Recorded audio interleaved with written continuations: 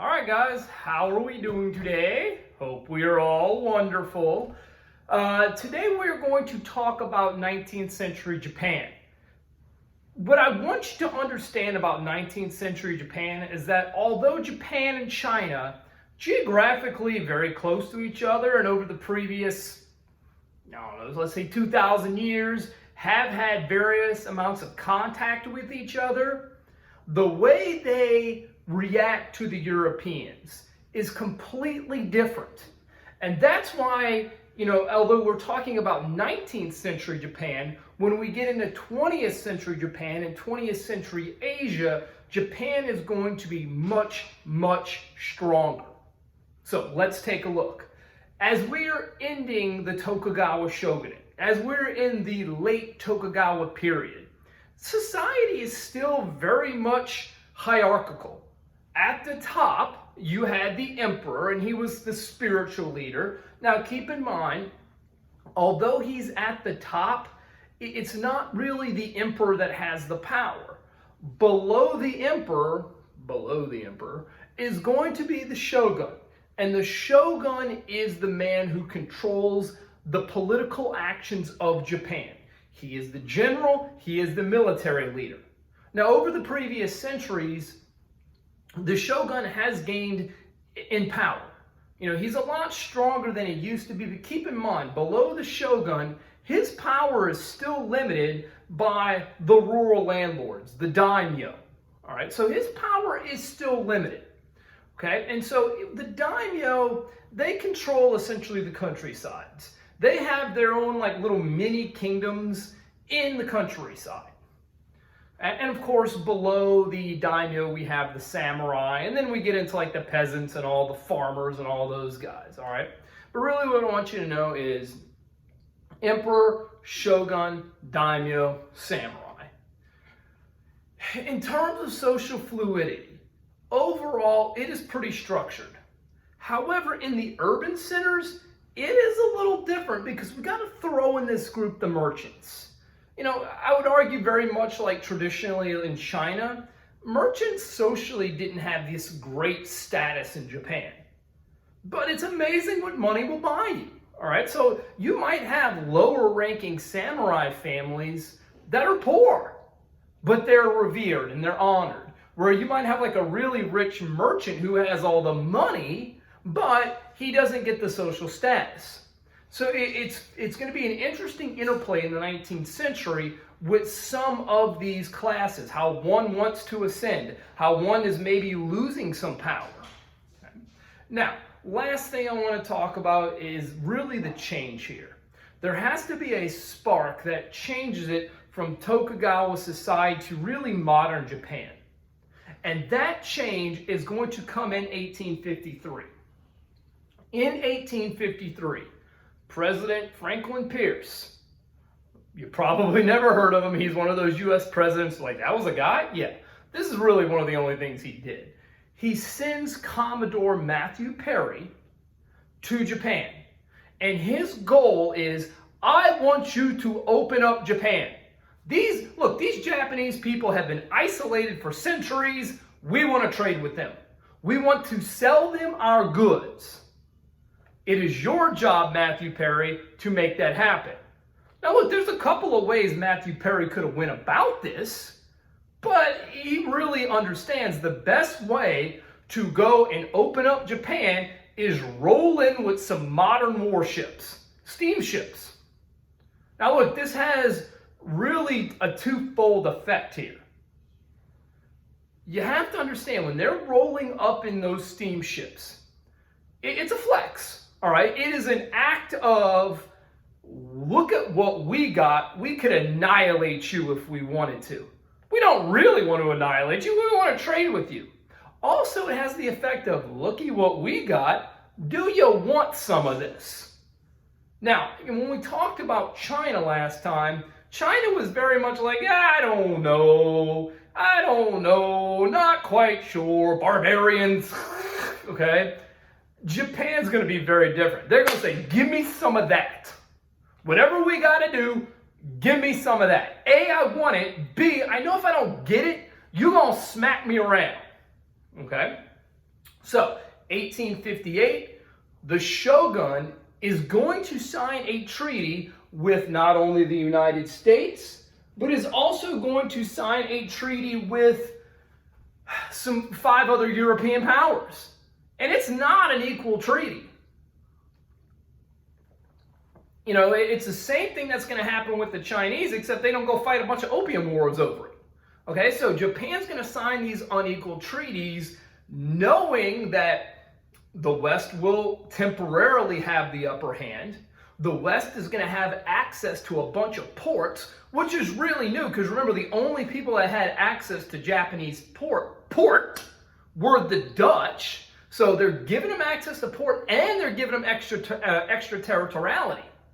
So this is not an equal treaty, but it does give Japan access to Western technology, Western military technology.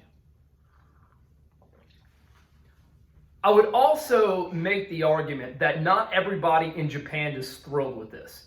I mean, look, keep in mind, not only are they coming off centuries of isolationism where they don't even see really Europeans or even Americans, it's an unequal treaty. It essentially humbles Japan. Now, it's humbling Japan with a purpose to help modernize, but a lot of the daimyo, they see this as a way of like looking at the shogun and saying, you screwed us, man. How are you selling out to those Westerners? You're not Japanese.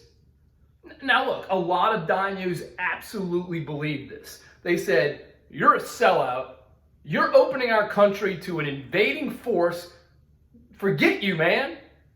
A lot of them saw it as an opportunity to nick at the power of the shogun. Okay? And it's really interesting what happens. Some of the daimyo will acquire Western weapons and they start firing on European ships. Now, really, the goal of firing European ships is so the Europeans would come and attack the shogun, and then the daimyo would pick up the pieces. That's not what happened. In response to the attack on European ships, the shogun sends a delegation to Europe, in 1862 to say, look, it wasn't us, it was these bozos in Japan, it won't happen again. However, the treaties that we signed, there's not going to be any more like unequal treaties. And to be perfectly honest, to Japan's credit, there isn't going to be any more unequal treaties. Now, 1863, there's really going to be 2 factions that are essentially I don't want to say allying, but festering, plotting to get rid of the shogun. One is the daimyo.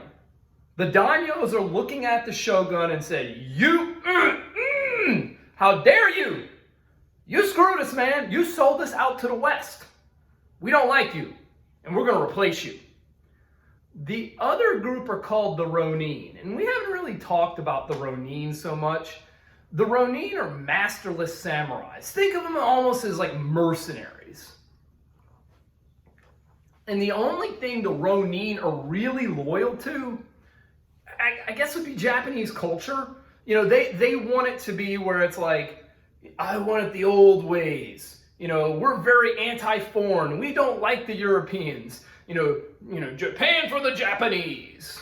Okay, that's actually something else we'll talk about later. Okay, so they're very, I guess, nostalgic for Japan, and they can't see that the West would have a place in this new Japan. So we're all festering to something.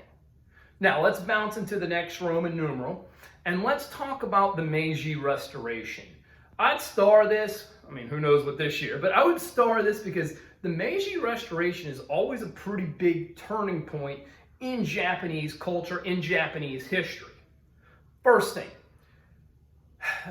the Japanese know that if they're going to present a response to the Europeans, or even the Americans, if they're going to say, no, we're Japan, all right, you don't mess with us, they know darn well they need to be united behind one cause. They can't have a bunch of different Japanese factions doing their own thing because, of course, the Europeans aren't stupid. They'll just pick one off at a time. Got you, got you, got you. Woohoo! We got Japan now. So the Japanese know they have to be united. 1867, that presents an opportunity to get united behind something. In 1867, there is a new child emperor. Okay? And a lot of these rebels against the shogun, they're rallying around this child emperor. Now look, the child emperor, he's inconsequential to a certain extent. It's just what he represents. You know, they're shouting slogans of, "Revere the emperor! Expel the barbarians!" But really what they mean is, "Go Japan! Boo anybody that is Western." Okay? Now, this is going to lead to a war between those supporters of the emperor and supporters of the shogun. And look, guys, it's the Meiji Restoration. They're restoring the emperor, so you know who's going to win. So yes, the forces of that child emperor, they win, and the Meiji Restoration establishes a new imperial government. With this new imperial government, you're bringing it back to like really old school. Before the emperor lost all of his power and just became a figurehead. In theory now, the emperor is in charge. Now, of course, he is a child. So, of course, his government is being run by samurai. Okay, reform-minded samurai. And typically, these reform-minded samurai are from like middle-tier samurai or lower-tier samurai. They moved the capital to Edo, which they then renamed Tokyo. Lastly, before my time runs out on this video, I want you to understand the Meiji Restoration has dramatic reform. It's very much like the Tanzimat reforms in the Ottoman Empire. First thing is they centralized the government. Now, there has been attempts at centralization before, but the daimyos always, to a certain extent, threw up roadblocks. With this centralization, the daimyo's power over these like little mini kingdoms in the rural areas, that ends. And the Meiji establish regionalized prefectorates. They're establishing regional governments that report to a central authority. Very Chinese-like. Also, tax collection is centralized. They're sending administrators to go to these areas in the name of the emperor, pulling out the taxes and bringing it straight to Tokyo, cutting out the middleman. There's also a new army. It's a national conscripted army. And it's a national conscripted army that is trained in Western methods. Very different than traditional Japanese warfare. And lastly, let me say this. When we're talking about the traditional warfare, typically we think of the samurai. The samurai, in all intents and purposes, is going to get neutered here. Very much like the Janissaries. They're going to get neutered. Like, they take away the privileges of the samurai. They take away their grain, like they would get grain stipends. Like, you're a samurai, you just get grain, you just get food because you're training. They end all that. They end the privileges of the samurai. Heck, many of the samurai had to like drop their swords and like, I gotta go work. I gotta go find a job. I gotta go feed myself. All right, now we're gonna pick it up next video and we're gonna continue with the Meiji Restoration.